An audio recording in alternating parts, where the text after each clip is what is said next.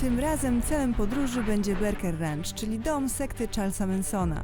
Na drodze stanęły nam techniczny przejazd przez kanion, ekstremalny upał i jadowici lokatorzy pustyni. Czy w takich warunkach zdecydujemy się zostać tam na noc? W ogóle jakieś kości. Świetna przestrzeń. Mam deszcze i chce mi się wymiotować. Ja chyba nie dam rady. Przed nami dziesiątki kilometrów pustynnych, bezlitosnych terenów, a po drodze miasto duchów, które dawno temu opuścili jego mieszkańcy. Rancho Barker związane jest z jedną z najmroczniejszych historii Ameryki. To właśnie tam ukrywał się przywódca sekty Charles Manson i tam został zaaresztowany. To niezwykle odizolowane miejsce, ukryte w surowym krajobrazie Doliny Śmierci. Aby tam dotrzeć, potrzebne jest solidne 4x4 i odrobina odwagi. Bez tłumów, bez zasięgów, bez cywilizacji. Tylko my, pustynia i droga prowadząca w jedno z najbardziej odludnionych miejsc Doliny Śmierci. Witamy w Ballarat, oficjalnie założony w 1897 roku jako baza zaopatrzeniowa dla okolicznych kopalni złota. Dziś to absolutne bezludzie pełne zrujnowanych domów i rdzewiejących wraków, gdzie czas zatrzymał się ponad 100 lat temu. Kiedy złoto się skończyło, miasto błyskawicznie opustoszało. Pocztę zamknięto już w 1917 roku. Teraz można zwiedzać ją już jako muzeum.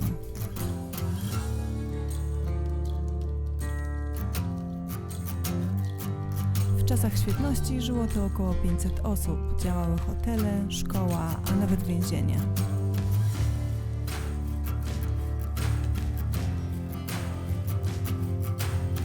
Trafiamy na pierwszy ślad sekty. Dowiedzieliśmy się, że stoi tu porzucone auto, które łączy to miejsce z historią rodziny Mansona. Okej, idziemy zobaczyć jeden z samochodów Charlesa Mansona. Ten zielony wrak to legendarny Dodge Power Wagon z 1942 roku. Należał do członków sekty. Co ciekawe, na podsufitce wciąż można jeszcze dostrzec psychodeliczne rysunki wykonane przez członków rodziny. Tym autem Tex Watson, który był prawą ręką Mansona, próbował uciekać z Barker Ranch tuż przed nalotem policji. Auto utknęło w bagnach solnych, zostało stamtąd odholowane i stoi tu do dziś jako ponury świadek historii. Jedyny drogowskaz jasno daje nam znać, czas ruszać dalej. I choć Monika najchętniej zostałaby tu dłużej, zafascynowana tą gigantyczną oponą, to droga wzywa. Jedziemy.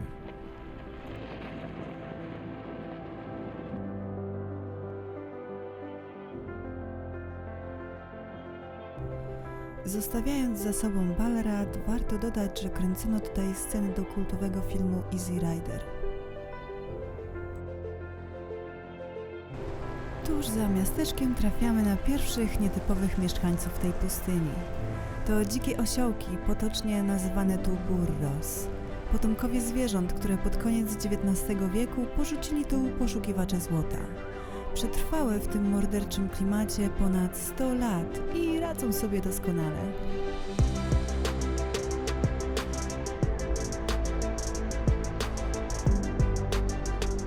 Po prawej stronie obserwujemy oślepiającą biel salt flats, czyli alkalicznych solnisk pokrywających dno wyschniętego jeziora Panamint.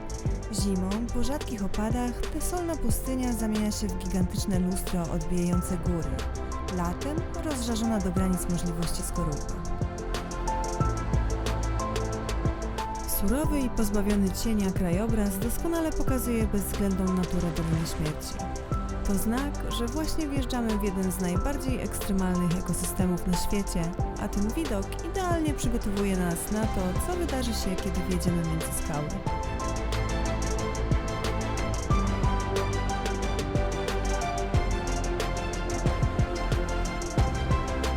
W świetnych humorach i zupełnie nieświadomi tego, co nas czeka, przemierzamy te surowe pustynne wyżyny.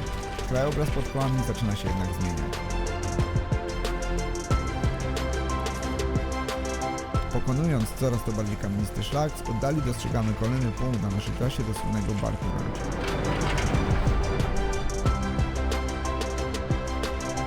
Przed nami wjazd do kanionu. Miejsce, które już za chwilę wystawi nas i nasz samochód na dość ciężką próbę.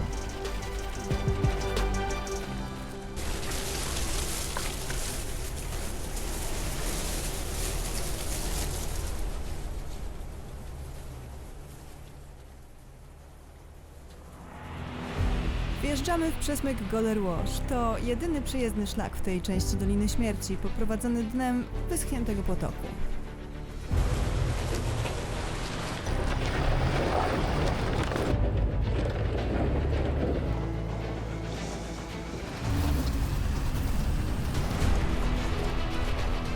Jazda w cieniu potężnych ścian skalnych, gdzie maszyna nieustannie mierzy się z prawami fizyki, to czysta definicja pustynnej ekspedycji.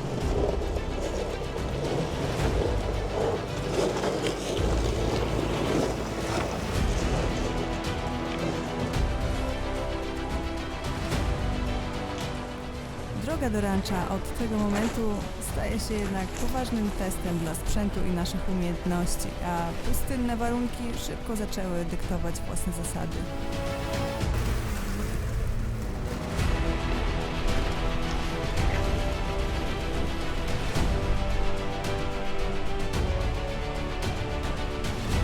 Jeszcze tego nie wiemy, ale prawdziwy sprawdzian zacznie się dopiero na odcinku znanym jako The Steps.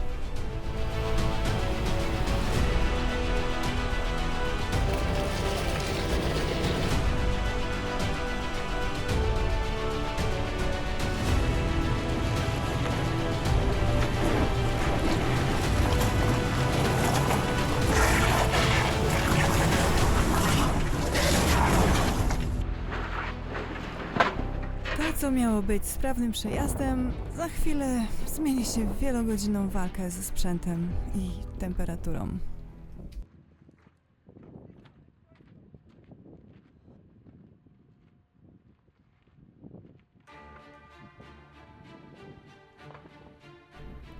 W pierwszej chwili plan wydawał się prosty. Uznaliśmy, że wystarczy ręcznie podłożyć trochę kamieni, aby wyrównać uskok i ułatwić autu wejście w próg.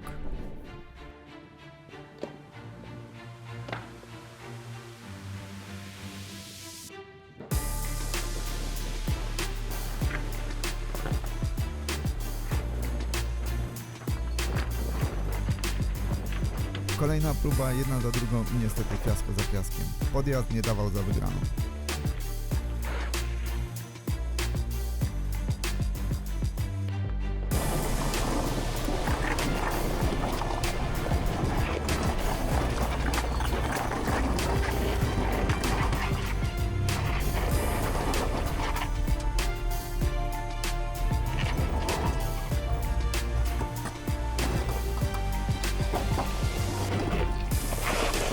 Szybko jednak okazało się, jak zdradliwy jest ten teren. Podłoże w tym miejscu jest bardzo sypkie, a luźne odłamki skalne bezwładnie osuwają się i uciekają spod kół pod całym ciężarem samochodu.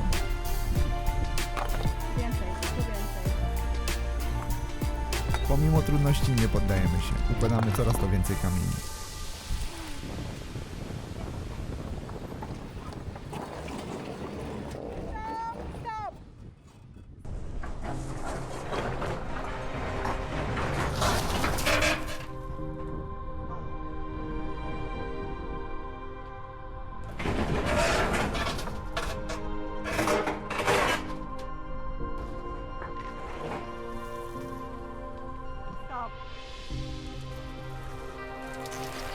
Stop!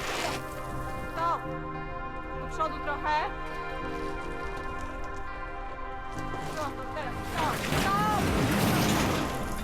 Nie próbuj wyjeżdżać do góry. Powolutku, prosto, na prosto, dobra? Powolutku. Prostuj opony. Okej, do tyłu.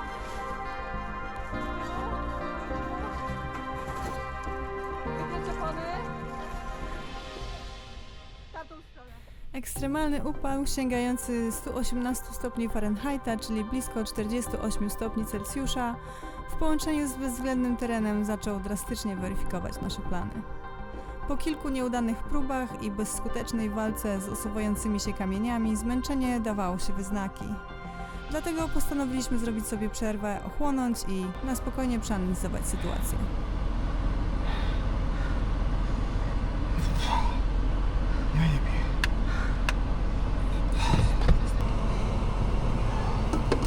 A, mi się kręci w głowie.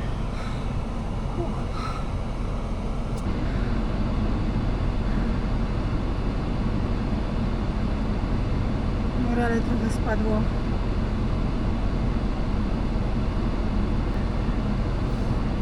Musisz powiedzieć swoją kwestię, że coś nas dopadło. Dajesz. Tym razem nie dopadł nas deszcz, ale kurwa skwar.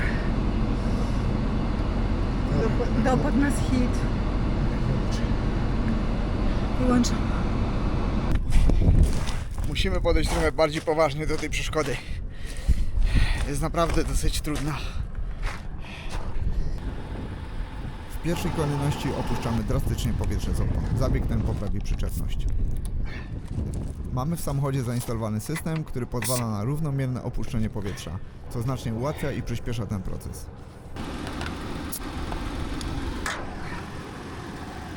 Opuszczamy ciśnienie do 14 psi.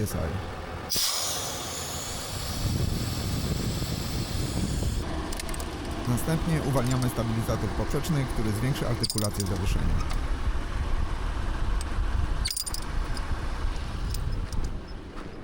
Na sam koniec postanowiłem dodać jeszcze więcej kamieni. Resztą sił udało mi się wyszarpać naprawdę porządny głaz. Wypełnił on znaczną lukę w podjeździe.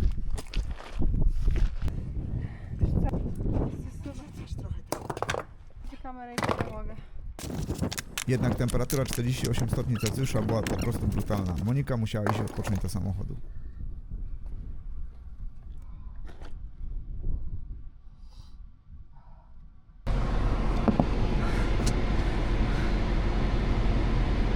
Muszę przyznać, że ja nie czuję się najlepiej w tym momencie. Mam dreszcze i chce mi się wymiotować. Marek układa kamienie.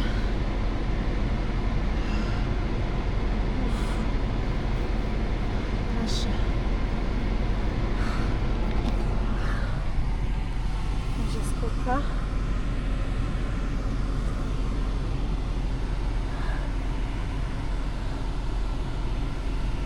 Ciekawa sytuacja. Masz pomysł, Wojwódź? Nic, za chwilę pójdę spróbować poukładać kamienie.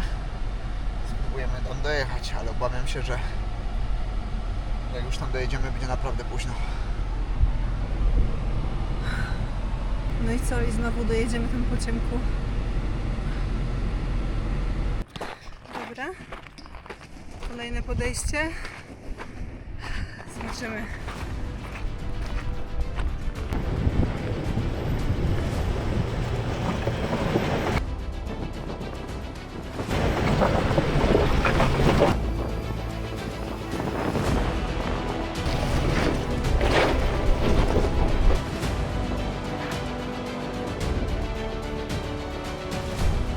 Udało się!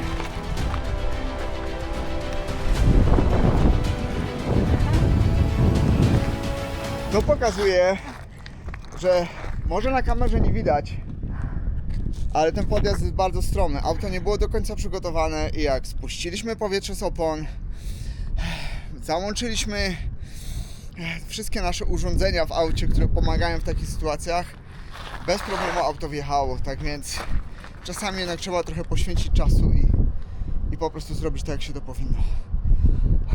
Tak więc nie olewamy przygotowań. Dobra, sytuacja jest następująca. Pierwszy schodek, stopień za nami, ale to jest następny, a ten trzeci wygląda,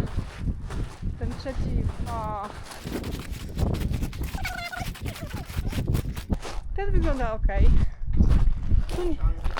Tu nie będzie problemu, ale to ostatni może być trudny.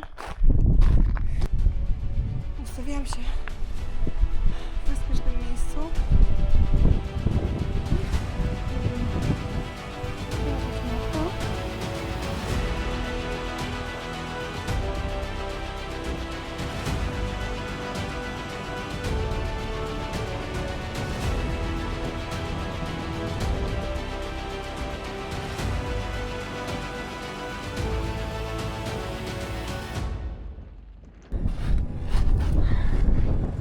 Jeszcze tutaj widzę szkody. Zniszczony wydech. No w kole pogięte. Drugie całkowicie zniszczone. Coś odpadło. I tutaj kolejny challenge. No, to jest ostatni schodek, ale on zaczyna się już tutaj i on biegnie aż tam, gdzie jest Marek w tym momencie.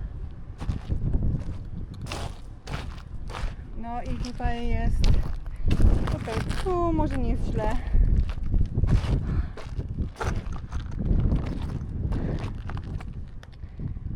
Tutaj będzie, no nie, dobra, nie jest tak źle.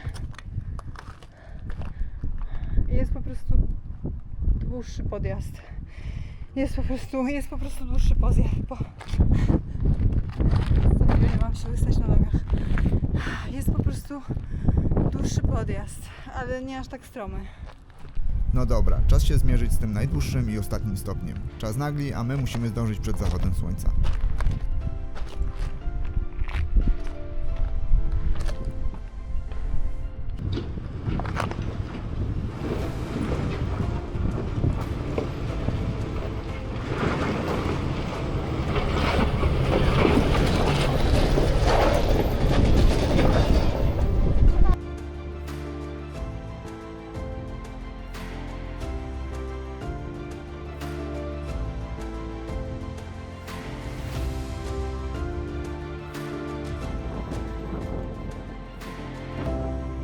Pozostaje zmęczenie, ale i cicha satysfakcja. Najtrudniejsza próba tego dnia zostaje za nami.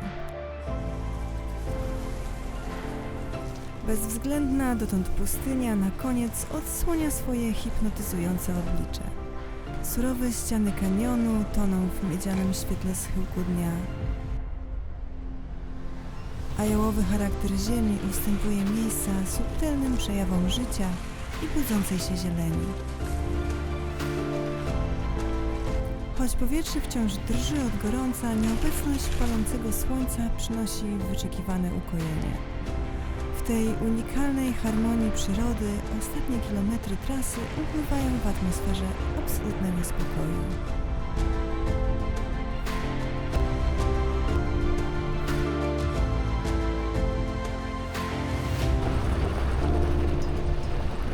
Oficjalnie wjeżdżamy do Parku Narodowego Death Valley, a stary drewniany kierunkowskaz informuje nas, że została nam zaledwie mila do celu.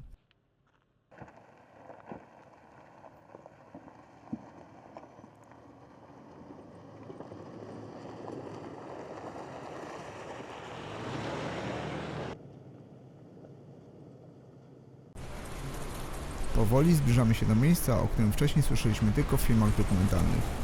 Z pustynnych roślinności wyłaniają się pierwsze ruiny zabudowań.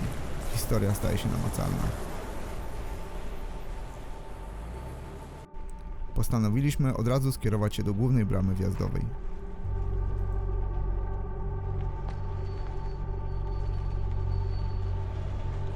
Choć otoczenie urzeka spokojem i surowym pięknem, pustynna cisza natychmiast traci swój kojący charakter.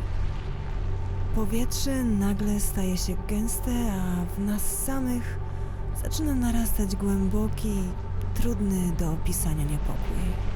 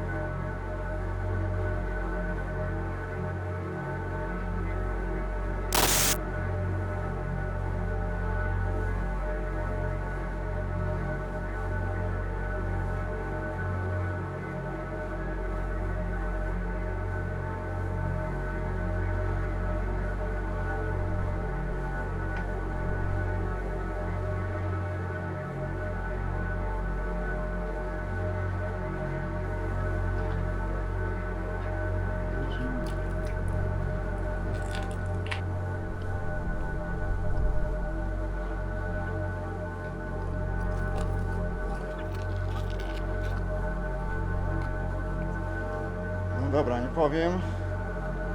Jest trochę creepy to miejsce. Może nawet nie trochę. ale jest creepy. Idziemy teraz zobaczyć pozostałości domu, w którym ukrywał się Charles.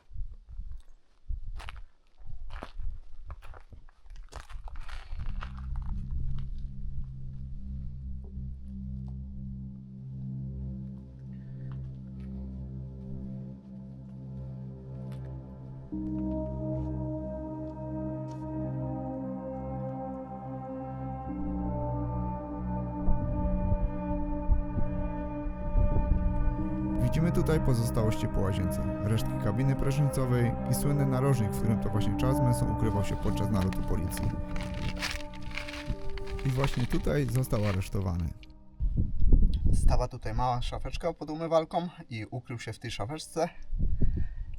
Policja zorientowała się tylko i wyłącznie dlatego, że wystawał mu kosmyk włosów. Aczkolwiek w tamtym momencie policja nie zdawała sobie sprawy, kogo tak naprawdę złapała. Dopiero później powiązano go z morderstwami w LA. No i reszta to już historia. No dobrze, Bebuś. Wyjechaliśmy tu znacznie później niż planowaliśmy. Z powodu dość trudnego, ale bardzo pięknego podjazdu. Nietoperze latają. Teraz musimy podjąć decyzję, czy jesteśmy na tyle odważni, żeby tu zostać spać. Generalnie no jest trochę creepy, znając historię.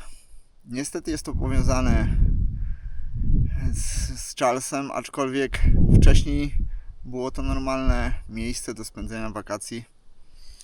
Właścicielem była inna rodzina. Wiadomo, z powodu historii jest to trochę creepy, ale jest tu naprawdę ładnie. Jest tu taka dolina otoczona górami, super spokój, piękne widoki. No i musimy teraz podjąć decyzję. Lekka cisza. Zostajemy. Monika mówi, że zostajemy. To co? Śpimy w tym domku? O, na pewno nie. No okej. Moja propozycja jest następująca. Rozkładamy się tutaj Co? Ty chcesz się rozłożyć tutaj w tym domu? i tutaj nocujemy.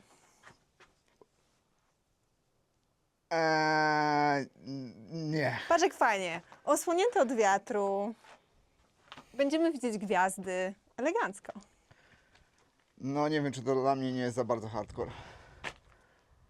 No ale to wydaje się być najrozsądniejszym. Chyba że wolisz spać w domku. Nie, domek jest kurwa jeszcze gorszy. Domek jest zły. Domek jest naprawdę domek jest zły. zły, ale Są tu jest zdjęcia świetnie. rodziny Mansona i jest, nie. Tutaj. Tu jest świetne Tu miejsce. są w ogóle jakieś kości. Są kości, no. Świetna przestrzeń na nocleg. No nie, ja chyba nie dam rady. Ja chyba nie dam rady. Nie rób dramy, baby. No Świetne nie wiem, miejsce. czy chcę tu spać, kurwa, no. Nie wiem, czy chcę spać w ruinach domu, gdzie mieszkały osoby, które zabiły 7 osób, a przywódcą był Charles Manson, no. Nie wiem, czy chcę spać tutaj w tym domku.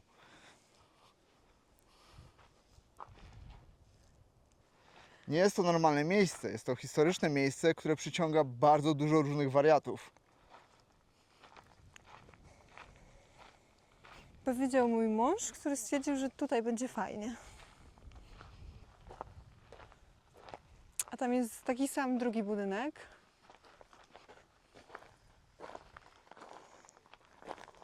Jak widać, na pewno przechodzą tu osiołki, bo wszędzie widać odchody od osiołków. Możemy spodziewać się nocnej wizyty.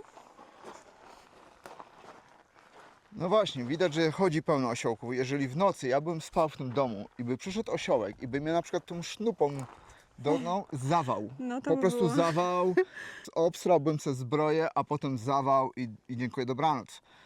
Znaleźliby mnie tu wysuszonego na pustyni i A co, i ty myślisz, że ja bym cię tak zostawiła, to jakbyś ty dostał zawał?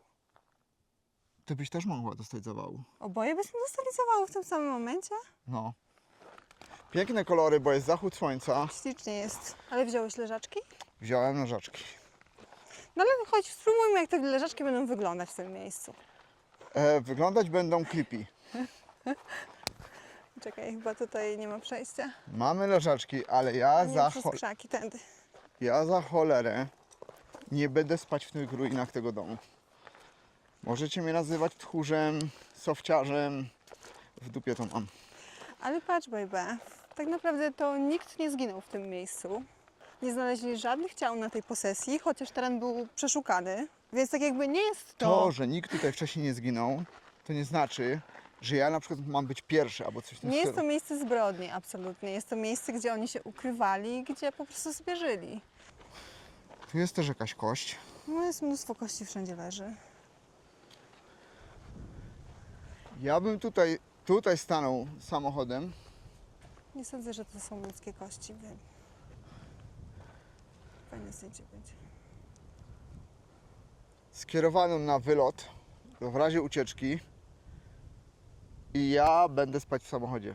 No dobra, Po krótkiej naradzie Monika nam mówi, doszliśmy do wspólnego konsensusu i namówiłam swojego męża na coś troszkę szalonego. Nie pierwszy raz w życiu zresztą. dobra, Monia powiedziała, że może nie powiedziała, po prostu namówiła mnie, że dobra, rozłożymy leżaki w ruinach tego domu. To podjadę trochę bliżej samochodem, żeby było mniej do noszenia. Żeby było krócej do uciekania, chciałeś powiedzieć? Trzymaj ten. Trzymam ten. Fajnie wszystko. I podjadę tam tyłem. Dobra, podjeżdżaj, kochanie. Taka sytuacja. Facetów da się namówić na wszystko.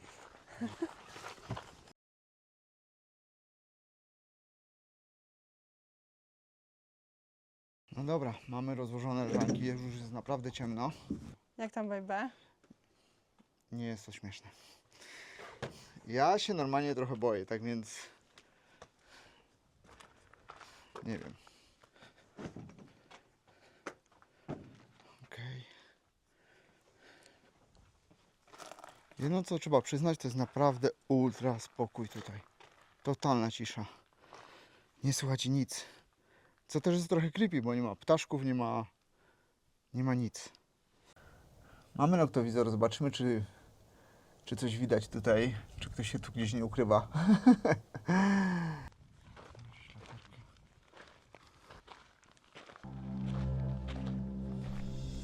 Zanim pójdziemy spać, robimy jeszcze szybki obchód. Chcemy zobaczyć, jak to miejsce wygląda w ciemnościach.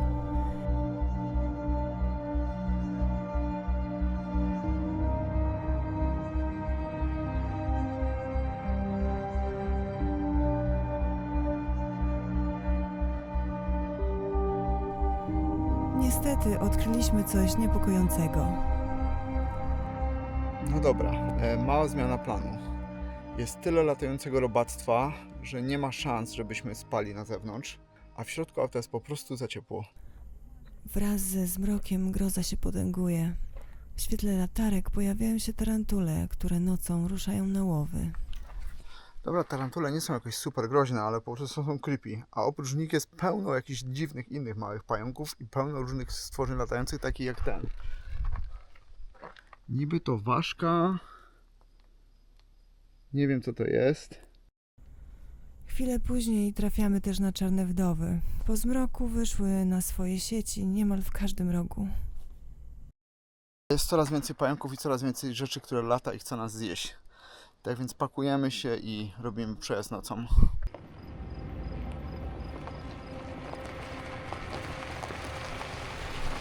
Wyjeżdżamy w środku nocy. Marek jest zachwycony, a ja wolę ryzyko jazdy po ciemku niż minutę dłużej w towarzystwie czarnych wdów.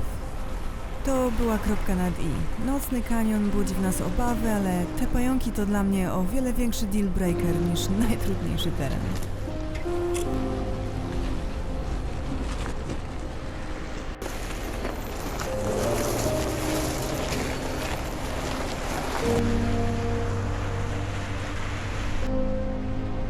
Teraz musimy się jeszcze zmierzyć z przejazdem The Steps i za jakieś 5 godzin powinniśmy być już w domu.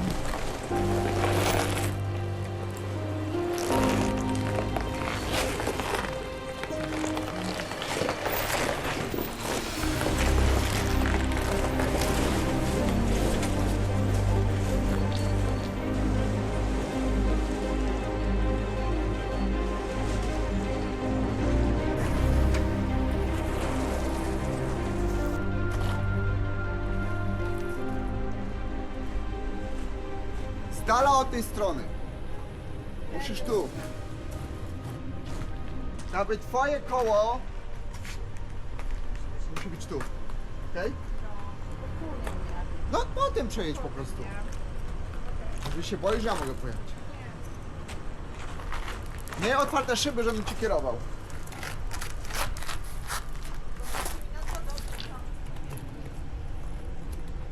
I powolutku.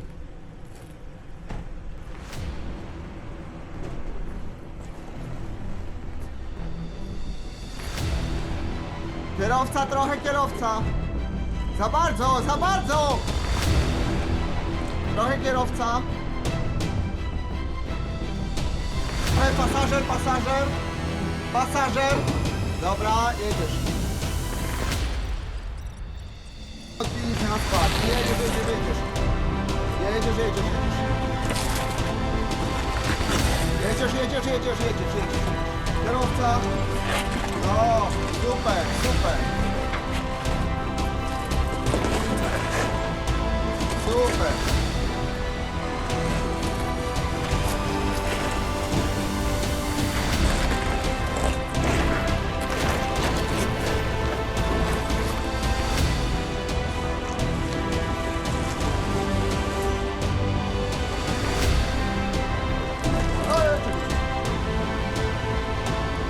Kurwa, nie wiem.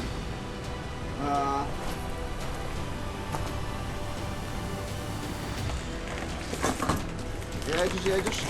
Odbij teraz kierowca, kierowca, kierowca, kierowca. Za bardzo, trochę. Dobra. Poczekaj, poczekaj, poczekaj. Widzisz, tu miała taki jeden wielki bąk. Tutaj. Nie, jesteś dobrze. Dobra, i jedziesz powoli. Powoli, powoli. No, jedziesz, jedziesz. Się nie zatrzymuj i w moją stronę. O, super, super. Jedziesz, baby, jedziesz, prosto. Powoli, powoli, powoli. Ty dziku jeden, ty. Jedziesz, jedziesz, powoli, powoli. Podjeżdżamy do miejsca, gdzie jeszcze parę godzin temu utknęliśmy i wylewaliśmy dosłownie 7 poty. Powoli, powoli. No. Czekaj.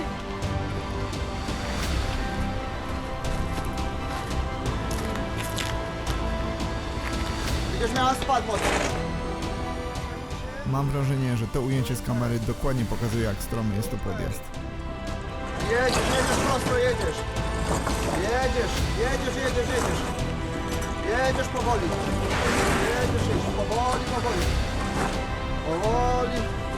Jedź na dół na proste. Jedź na dół na proste. Nie zatrzymuj. Powoli.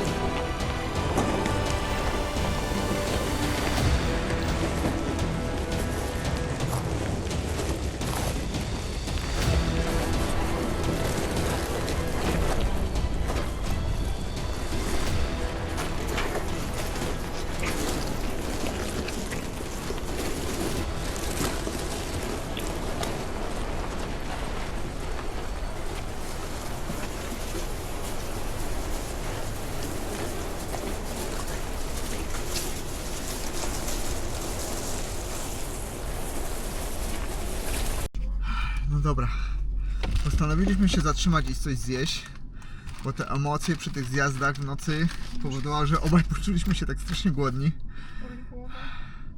i oboje nas zaczęła boleć głowa.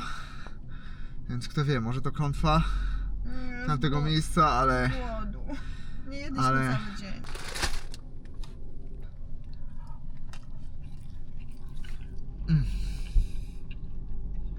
Przed wjazdem na asfalt jeszcze tylko dopompowujemy koła, a Monia robi szybki power nap przed dalszą trasą.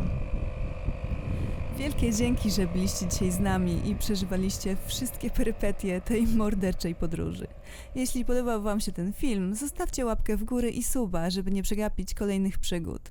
Do zobaczenia w następnym odcinku. Cześć! Cześć! Dobra. Tutaj mamy dom, w którym... Tutaj mamy główny dom. Sorry. Ale tutaj mamy dwie dziurki, gdzie był odpływ od umywalki. Wisi mi też sznurek przez rozporek, i nic nie mówisz. Był to zbiornik z wodą, ponieważ nie było tutaj wody. Generalnie tam przetrzymywali wodę. Tu był zbiornik z wodą. Wydaje mi się, Jeszcze że raz. teraz było super, nie? Tak? Ja się Okej. potknęłam i prawie upadłam. To nie ma znaczenia.